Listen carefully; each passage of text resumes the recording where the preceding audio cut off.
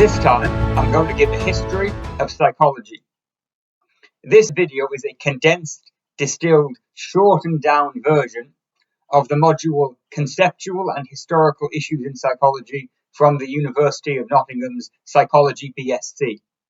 This module is taught by Dr. Richard James and Dr. Alexander Coles.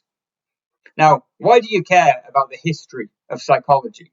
Why do you care about the history of any science? Well, it's because knowing the history of a science helps you to find out the philosophical underpinnings about how the science is done, what it studies, and how it studies it. And so, learning the history of psychology will show you all the different ways across time that different psychologists have tried to find out about the mind. Let's start with a working definition. So, psychology is a Greek word. It literally translates from the Greek study of the soul, soulology, or to use the more secular term, study of the mind. Well, that's hard to study because if you're studying mental states, such as emotion and memory and consciousness, for example, well, that is subjective. It exists within the person who's experiencing it, and it can't be externally verified. If you are an astronomer and you're studying the movements of the stars across the night sky, you can get another astronomer to come in and check, yep, has the star moved? Yes, it has. It can be checked externally. But if you're a psychologist and you ask me, do you feel fear? And I say, yeah, I feel fear 4 out of 5. You kind of have to believe me. I can't verify that in any way. And so knowing the history of psychology is going to teach you all the different ways that psychologists have tried to deal with the difficult philosophical problems. Now, when you first start studying the mind, it raises a whole bunch of philosophical problems. Now, when you're studying the mind, the first thing you want to find out is, okay, what is this mind thing? Where is the mind? Is the mind different from the body?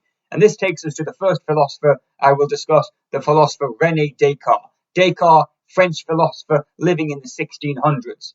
Descartes was what's called a dualist. He believed that the world was made up of two things. In his case, the two things were the mind up here and the physical world, which includes the body, the mind and the body.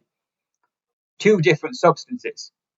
And he came to that conclusion because he was trying to figure out what he could know with certainty.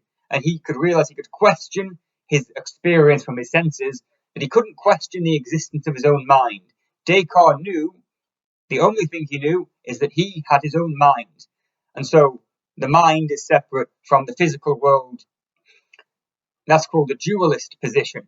The other position is the monist position, which is there aren't two different things, mind and body. There's one thing. Now, there are a lot of different theories of dualism and monism. I'm going to show all of these on the screen. But one theory of monism, which is influential, particularly in psychology, is materialism or physicalism, which is that everything is made out of physical material. So the monist position, and one monist philosopher, by the way, was the philosopher Thomas Hobbes.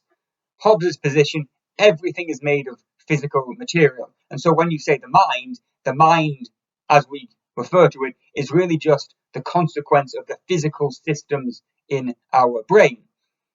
Psychologists, generally speaking, take the monist position, specifically the physicalist, materialist position. Everything is made up of physical material. For example, we know from different lesioning studies and different case studies of brain injuries, if someone damages a brain area called the hippocampus, it affects their memory. If someone damages their amygdala, it affects their ability to learn new fears. And so affecting the body, changing the body, therefore changes the mind, which is in favor of the monist position. This leads us to the second philosophical debate. So, is the mind different from the body? Well, this informs whether or not we think we have free will, whether we think that we're able to make our own decisions. Now, as we operate in the world, we certainly act as if we can make our own decisions and have free will. So Descartes believed people had free will, because remember, Descartes' whole idea is you've got the physical world here, and then separate to that, you have the mind. Now, in the physical world, objects obey the laws of cause and effect. So if I have a ball that rolls over here, and it hits a second ball, and that second ball starts to roll, well, that second ball doesn't get to decide whether or not it rolls. It's just cause and effect. Physical materials affecting other physical materials. And Descartes says, nope, people have free will because they have the mind, which is separate from the physical world. On the other hand, Hobbes, because remember, Hobbes was a materialist, everything is physical, Hobbes thought that people don't actually have free will. So you have actions occur in the world, which then affect your physical brain, which then affects your behavior. This is called the determinist position. So Hobbes did not believe in free will. Now, this is relevant today. In fact, recently, neuroendocrinologist Robert Sapolsky has recently come out with a book called Determined, in which he's making that determinist position that people don't actually have free will. There's also what's called the compatibilist position. The compatibilist position is that free will and determinism can actually coexist. And there's also something called impossibilism. The impossibilist position is that you can't have free will even if things aren't determined. So the impossibilists say, well, if something isn't determined, if it's not caused by something else, it's still random. And random doesn't mean free. And so those are the four positions about free will. I could discuss it more in detail, but I choose not to. Then, if you're a psychologist, another thing you'd be interested in is, okay, how does the mind know things? How does the mind know things? Because you want to find this out for two reasons. First of all, if you're studying the mind, you want to find out how the mind acquires knowledge. But also, if you are a psychologist and you're studying other people's minds, then you have to find out how your mind can gain knowledge. So how people gain knowledge affects how you're going to study the world in general. If we find out about the world through experience, then it makes perfect sense to perform studies such as observations and experiments to find out about the world from experience.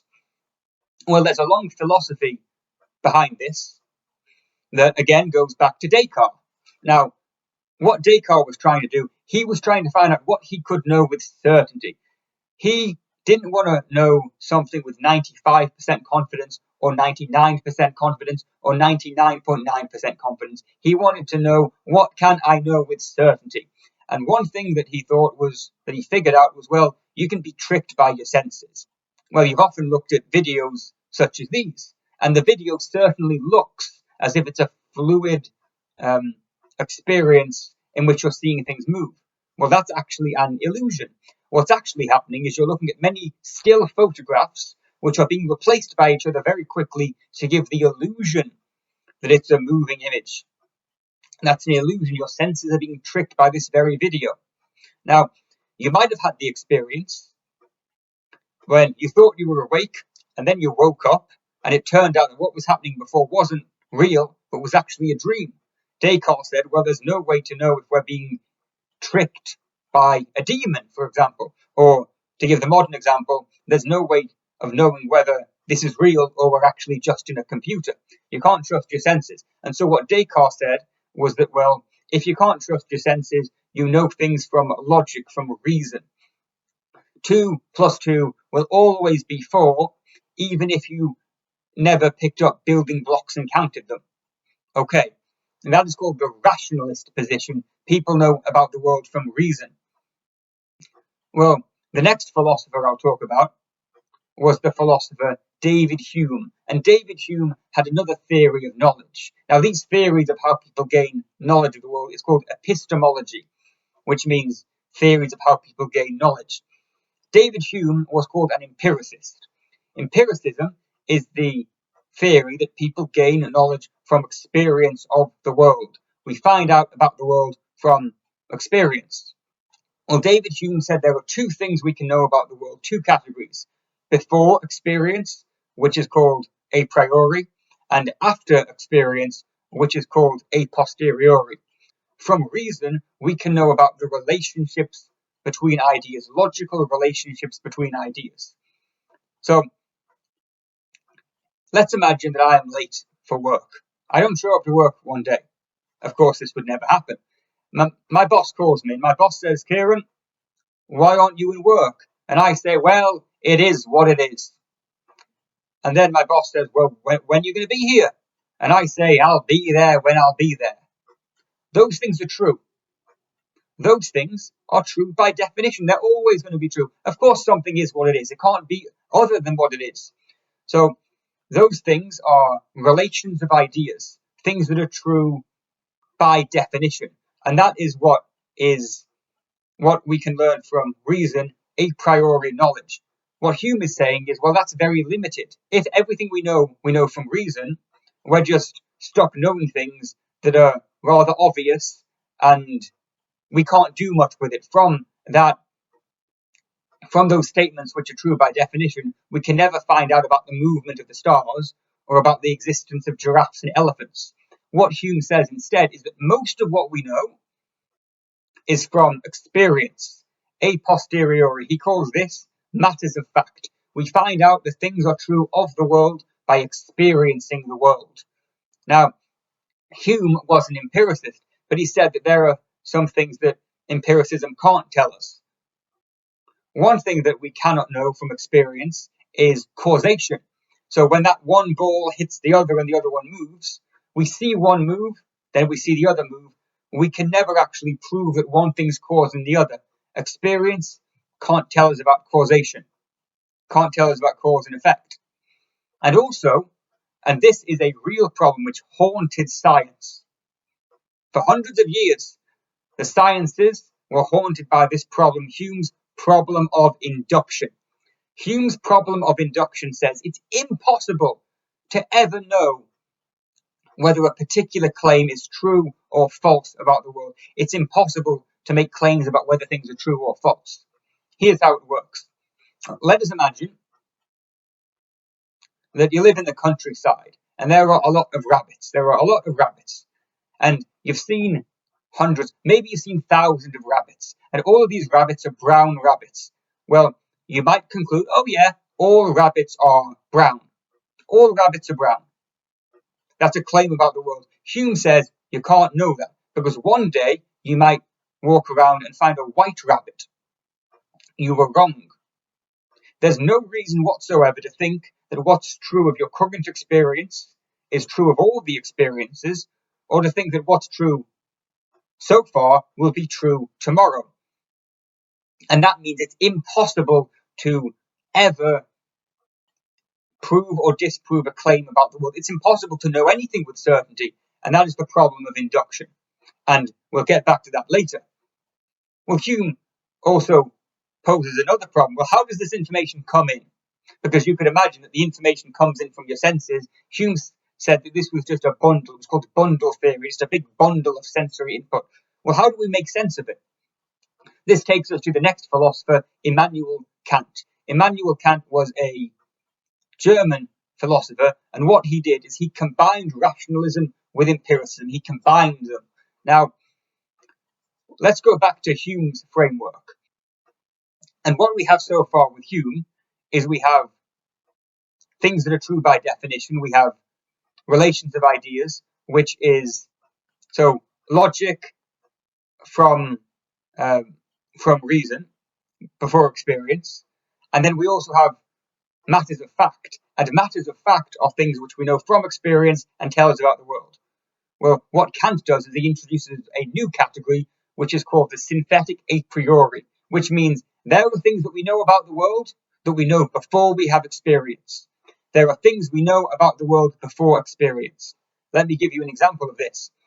We have that one ball, hits the other and the other moves. We know the one thing causes the other. How do we know that? Because it's obvious. Because our mind already understands causation. We can't get it from experience. Our mind already knows the thing. As well as that, we've got this problem. All this sensory input is coming in. How do we make sense of it? Well, what Kant says is this. our mind already has an understanding of time and space. So, here's my hand. Here's my hand again. Here it is again, and again, and again. 5 instances of my hand. And every time you saw my hand, it was different. It was a different shape. It was a different colour because of the lighting in the room. Different sensory input every time. And yet you know it's the same hand, even though the senses are different. Well, what Kant says is we know it's the same hand because our mind has an inbuilt understanding of space and an inbuilt understanding of time. And so our mind is built with a pre-existing innate understanding of time and space and causation. And so the information does come in, but then you can think of the mind almost a bit like a computer program that's organizing the information as it comes in, processing the input. And we'll get to that again later.